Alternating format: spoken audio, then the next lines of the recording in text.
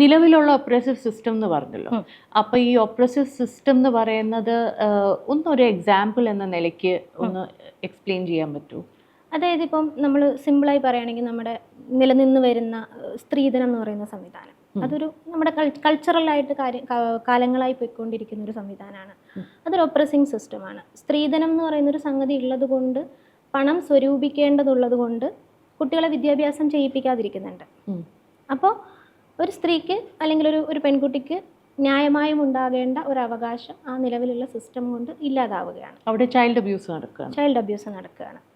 അതേപോലെ തന്നെ ഇപ്പോൾ മതപരമായിട്ടുള്ള പല നിയമ സംഹിതകളും മതചിട്ടകളിൽ ഇങ്ങനെ പാടുള്ളൂ എന്നുള്ള തരത്തിലുള്ള നമ്മൾ ഫോളോ ചെയ്തു വരുന്ന ചെറിയ ചെറിയ ട്രഡീഷൻ സാധനങ്ങളുണ്ടല്ലോ, അങ്ങനെ എന്ത് വേണമെങ്കിലും ആവാം. പിന്നെ ഒരു മെയിൽ പ്രിവിലേജ് അല്ലെങ്കിൽ പേട്രിയാർക്കിയൽ പ്രിവിലേജ് അതും നിലനിന്ന് പോരുന്ന ഒരു ഒപ്രസീവ് സിസ്റ്റമാണ്. അതായത് ഇപ്പോൾ ജോലി ചെയ്യുന്ന കാര്യത്തിൽ, കുട്ടികളെ വളർത്തുന്ന കാര്യത്തിൽ, ഫിനാൻസ് കൈകാര്യം ചെയ്യുന്ന കാര്യത്തിലൊക്കെ നിലനിൽക്കുന്ന ചില ഡിസ്ക്രിമിനേഷൻ, അത് നിലവിലുള്ള ഒരു ഒപ്രസീവായിട്ടുള്ള ഒരു സിസ്റ്റം ഉണ്ട്, നമ്മുടെ നാട്ടിൽ നിലനിൽക്കുന്നുണ്ട്. അപ്പോൾ അത് ഉപയോഗിച്ചുകൊണ്ട് അല്ലെങ്കിൽ ആ നിലനിൽക്കുന്ന സംവിധാനങ്ങൾ ഉപയോഗിച്ചുകൊണ്ട് ഇവരെന്ത് ചെയ്യും? ഓക്കെ, ഇതിങ്ങനെ പാടുള്ളൂ, ഇങ്ങനെ ചെയ്യാൻ പാടുള്ളൂ എന്നുള്ള രീതിയിൽ ആക്ട് ചെയ്യുന്നുണ്ട്. അപ്പോൾ അതാണ് ഇവിടെ അത് ഉപയോഗിച്ചുകൊണ്ട് ഇവരെന്ത് ചെയ്യുന്നുണ്ട്? പവറും കൺട്രോളും ഈ പങ്കാളിയുടെ മേലെ അടിച്ചേൽപ്പിക്കുന്നുണ്ട്. ഒരു മിസ്ട്രീറ്റ്മെന്റ് നടക്കുന്നുണ്ട്. തീർച്ചയായിട്ടും ഒരു ഇൽ ട്രീറ്റ്മെന്റ് നടക്കുന്നുണ്ട്. അതാണ് basically when it filters down to it is the ill treatment of another person using the existing oppressive system. അതെന്ത് വേണമെങ്കിലും ആകാം. മൂവിങ് ഓൺ ടു അബ്യൂസ് എന്ന് പറയുന്ന പല തരത്തിലുള്ള അബ്യൂസ് ഉണ്ടെന്ന് എനിക്കറിയാം. പക്ഷേ നമ്മളെപ്പോഴും ഹൈലൈറ്റ് ചെയ്ത് പറയുന്നത് ഫിസിക്കൽ അബ്യൂസാണ്. അതായത് തല്ലിയോ പിടിച്ചോ തള്ളിയോ അല്ലെങ്കിൽ എന്തെങ്കിലും സാധനം എടുത്തെറിഞ്ഞോ. ഇപ്പോൾ ആഫിയുടെ എക്സ്പീരിയൻസിൽ എന്തൊക്കെ തരത്തിലുള്ള അബ്യൂസുകളാണ് വിത്തിൻ എ ഡൊമസ്റ്റിക് സ്പേസ്, അതായത് ഒരു മാരേജ് എന്ന സ്പേസിൽ എന്ത് തരത്തിലുള്ള അബ്യൂസുകളാണ് നടക്കുന്നത്? ഫിസിക്കൽ അബ്യൂസാണ് നമ്മൾ ഏറ്റവും കൂടുതൽ കാണാറുള്ള അബ്യൂസ്. അത് വളരെ എവിഡൻ്റ് ആയിട്ടുള്ള, വിസിബിൾ ആയിട്ടുള്ള അബ്യൂസ്. പക്ഷേ അതിൻ്റെ കൂടെ തന്നെ ഇമോഷണൽ അബ്യൂസ് ഉണ്ട്, സെക്ഷൽ അബ്യൂസ് ഉണ്ട്, ആൻഡ് ഫിനാൻഷ്യൽ അബ്യൂസ് ഉണ്ട്. ഇങ്ങനെ പലതരത്തിലുള്ള ഇമിഗ്രേഷൻ അബ്യൂസുകളുണ്ട്. ഇങ്ങനെ പലതരത്തിലുള്ള അബ്യൂസുകൾ ഡൊമസ്റ്റിക് എൻവയോൺമെൻറ്റിൽ നടക്കാറുണ്ട്. അപ്പോൾ അത് ഫിസിക്കലാണ് ശരിക്കും നമ്മൾ ഏറ്റവും കൂടുതൽ എവിഡൻ്റ് ആയിട്ട് നമ്മൾ കാണുന്നത്. എവിഡൻ്റ് അല്ലാത്ത ഫിസിക്കൽ അബ്യൂസ് ഉണ്ടോ? ഉണ്ട്, തീർച്ചയായിട്ടും. അത് എന്ത് തരത്തിലുള്ള? അത് നമ്മൾ ഇപ്പോൾ പങ്കാളിയുടെ ഫേവറേറ്റ് ആയിട്ടുള്ള സാധനങ്ങൾ നശിപ്പിക്കുക.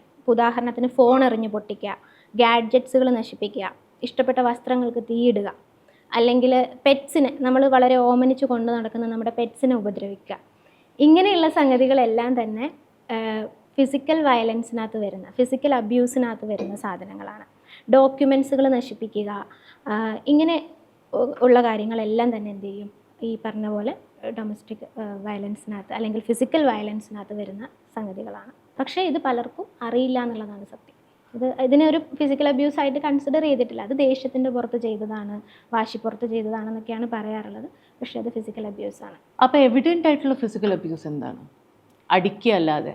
എവിഡൻ്റ് ആയിട്ടുള്ളത് നമ്മൾ മെയിനായിട്ടും ഈ അടിക്കുക, ചവിട്ടുക, കുത്തുക, പിന്നെ ഒബ്വിയസ്ലി നമ്മൾ ഷാർപ്പായിട്ടുള്ള വസ്തുക്കൾ ഉപയോഗിച്ച് ത്രെട്ടൻ ചെയ്യുകയോ വസ്തുക്കൾ ഉപയോഗിക്കുകയോ. അപ്പോൾ അതിൽ ഇപ്പോൾ ചാർജർ കൊണ്ട് നമ്മൾ അടിച്ചാൽ പോലും അത് ഫിസിക്കൽ വയലൻസ് ആണ്. അതായത് മുറിയുന്ന രീതിയിൽ അല്ലെങ്കിൽ വേദനിക്കുന്ന രീതിയിൽ നമ്മൾ പറയും തമാശയ്ക്ക് അടിച്ചതാണെന്നൊക്കെ പറയും. പക്ഷേ ചാർജറൊക്കെ വെച്ചിട്ട് അടിക്കുന്ന ഇൻസിഡൻസ് ഒക്കെ ഞാൻ കേട്ടിട്ടുണ്ട്. അപ്പോൾ അത് ഫിസിക്കൽ അബ്യൂസിനകത്ത് പെടും.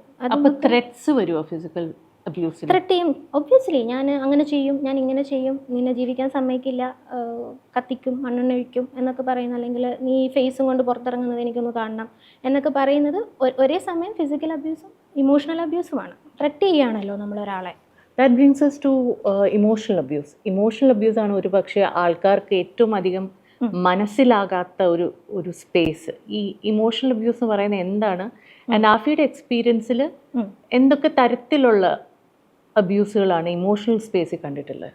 ഇമോഷണൽ അബ്യൂസ് നമ്മുടെ ഫാമിലിയുടെ ഉള്ളിൽ ഏറ്റവും അണ്ടർ റേറ്റ് ചെയ്യപ്പെട്ടിട്ടുള്ള ഒരു സംഗതിയാണ്. വളരെ നോർമലൈസ് ചെയ്ത് ഇങ്ങനെ ഒരു സംഭവം എന്താ പറയുക, ഇതിനൊക്കെ ഒരു അബ്യൂസ് എന്നൊക്കെ പറയാവോ, ഇതൊക്കെ ഭയങ്കര നോർമലായിട്ടുള്ള കാര്യങ്ങളല്ലേ എന്ന് പറയുന്നത്, ഇതൊക്കെ പ്രശ്നമാക്കാൻ നിന്ന് അതിനല്ലേ സമയം ഉണ്ടാവുള്ളൂ എന്ന് പറയുന്നൊരു സംഗതിയാണ്.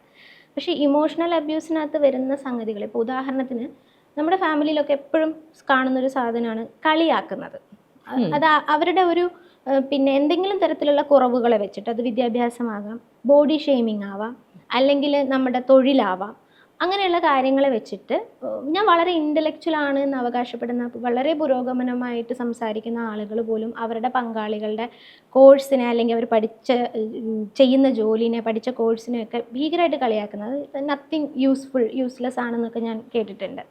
അപ്പോൾ ഇങ്ങനെ കളിയാക്കുന്നത്, പിന്നെ ബോഡി ഷെയിം ചെയ്യുന്നത്, നെയിം കോൾ ചെയ്യുന്നത്, ഇരട്ടപ്പേര് വിളിച്ച് കളിയാക്കുന്നത്, പിന്നെ അങ്ങനെയുള്ള കാര്യങ്ങളെല്ലാം ഇമോഷണൽ അബ്യൂസിനകത്ത് വരുന്ന സംഗതികളാണ്. അതേപോലെ തന്നെയുള്ളൊരു സംഗതിയാണ് ബ്ലെയിം ചെയ്യുന്നത്.